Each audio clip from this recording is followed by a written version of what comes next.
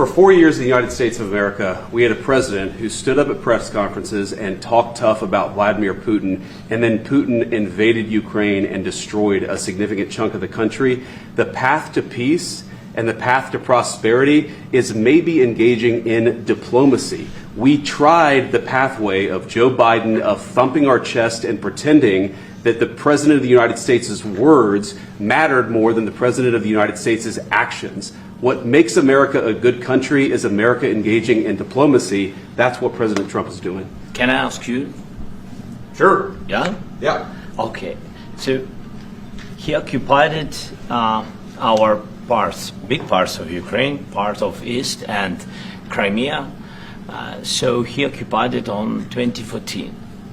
So during a lot of years, so I'm not speaking about just Biden, but those time was Obama, then President Obama, then President Trump, then President Biden, now the President Trump, and God bless, now President Trump will stop him.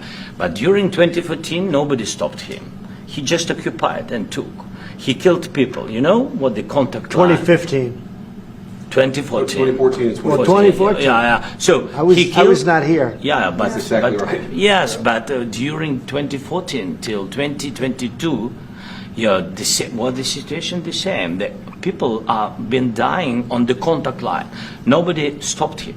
You know that we had conversations with him, a lot of conversation, my bilateral conversation, and we signed with him, me, like a new president. In 2019, I signed with him the deal. I signed with him, Macron and Merkel, we signed ceasefire. Ceasefire, all of them told me that he will never go. We signed him with gas contract. Yes, but after that, he broken this ceasefire. He killed our people and he didn't exchange prisoners. We signed the exchange of prisoners, but he didn't do it. What kind of diplomacy, JD, you are speaking about? What do you mean? I'm talking about the kind of diplomacy that's going to end the destruction of your country. Yes, but if you are Mr. not President, strong... Mr. President, with respect, I think it's disrespectful for you to come into the Oval Office and try to litigate this in front of the American media. Right now, you guys are going around and forcing conscripts to the front lines because you have manpower problems. You should be thanking the President for trying to bring an end to this conflict. Have you ever been to Ukraine that you say what problems we have? I have been to. Come once. I've actually watched and seen the stories, and I know what happens is you bring them on a propaganda tour, Mr. President. Do you disagree that you've had problems bringing people into your military? We have problems. And do you think that it's respectful to come to the Oval Office of the United States of America and attack the administration that is trying to prevent the destruction of your country? A lot of questions. Let's start from the beginning. Sure. First of all, during the war, everybody has problems, even you, but you have nice ocean and don't feel now, but you will feel it in the future. God bless. You don't know that. God bless. You don't God know bless. that. You will not have a war. Don't tell us what we're going to feel. We're trying to solve a problem. Don't tell us what we're going to feel. I'm not telling you. Because I'm you're in no answering on position this to question. dictate that. That's Remember exactly this. what I'm not You're dictating. in no position to dictate what we're going to feel. We're going to feel very good. You will feel influence. We're going to feel very good and very strong. You will feel influence. You're right now not in a very good position. You've allowed yourself to be in a very bad position, and he happens to be right about it. From the very beginning of the war. You're not in a good position. You don't have the cards right now. With us, you start having not cards. playing cards. But right now, you don't. I'm Yeah, you're playing serious, cards. Mr. President. You're I'm playing very cards. serious. You're I'm gambling the with the president lives in of war. millions of people. You think- You're gambling with World War III. what you're You're thinking gambling about? with What you're World thinking War about? III.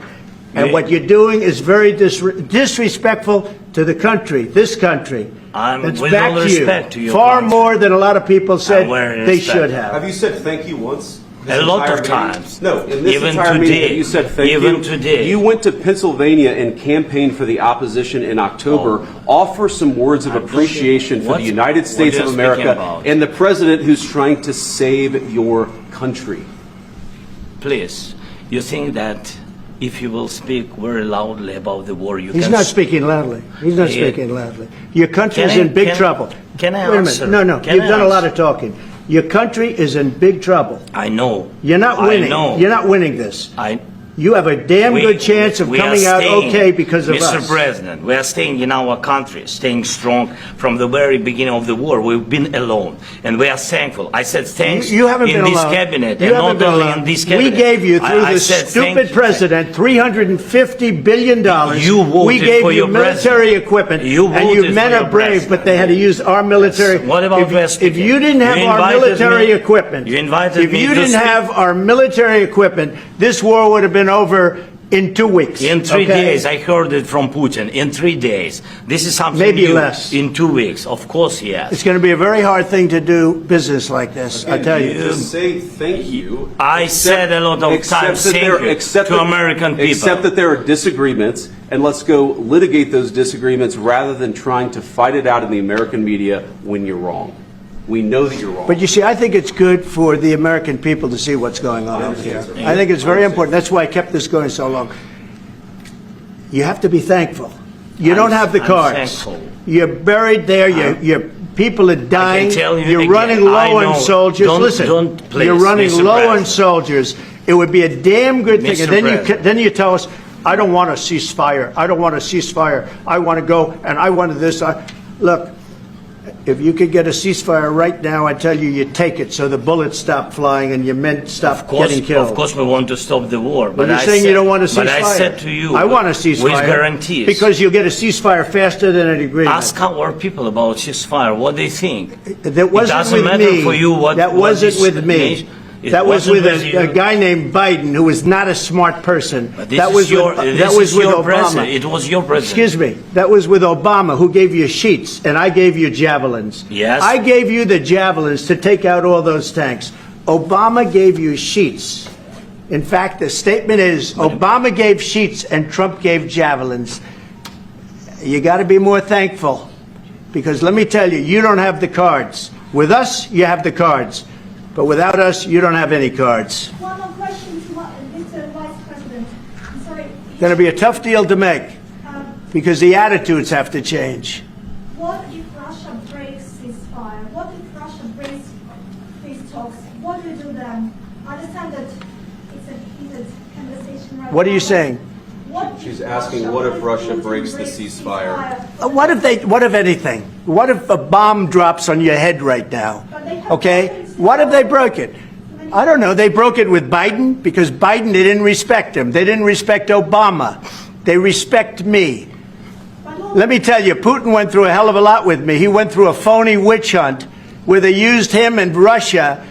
Russia. You ever hear of that deal? That was a phony Hunter Biden, Joe Biden scam. Hillary Clinton, Shifty Adam Schiff. It was a Democrat scam. And he had to go through that. And he did go through it. We didn't end up in a war. And he went through it. He was accused of all that stuff. He had nothing to do with it. It came out of Hunter Biden's bathroom. It came out of Hunter Biden's bedroom. It was disgusting. And then they said, oh, the laptop from hell was made by Russia. The 51 agents. The whole thing was a scam. And he had to put up with that. He was being accused of all that stuff. All I can say is this. He might have broken deals with Obama and Bush, and he might have broken them with Biden. He did, maybe. Maybe he didn't. I don't know what happened. But he didn't break them with me. He wants to make a deal. I don't know if you can make a deal. The problem is, I've empowered you to be a tough guy. And I don't think you'd be a tough guy without the United States. And your people are very brave. But you're either going to make a deal or we're out. And if we're out, you'll fight it out. I don't think it's going to be pretty, but you'll fight it out. But you don't have the cards. But once we sign that deal, you're in a much better position. But you're not acting at all thankful. And that's not a nice thing. I'll be honest, that's not a nice thing. All right, I think we've seen enough. What do you think? Huh? This is going to be great television, I will say that. All right. We'll see what we can do about putting it together. Thank you. Thanks.